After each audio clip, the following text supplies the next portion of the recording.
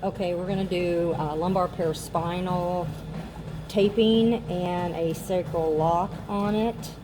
So first thing you're going to do is you're going to measure your tape for the amount of space that you want from the back. You're going to come just below basically where the butt crack is. You're going to take the piece of tape off, which is your first anchor. Lay it down, no stretch. If this is your spine, you're going to come right up close to it. You're going to take your middle piece of your tape off.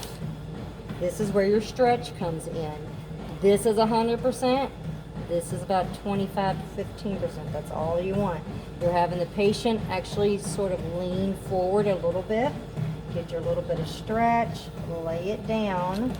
Taper off your other anchor, which is at the other end. Second side, take the anchor off. Come to the other side. Lay it down.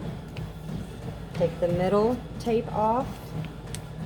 A little bit of stretch. Bring it up. Taper it down. Now to do your lock, SI joints, so you're going to measure your tape to either side. You're going to tear your tape in the middle.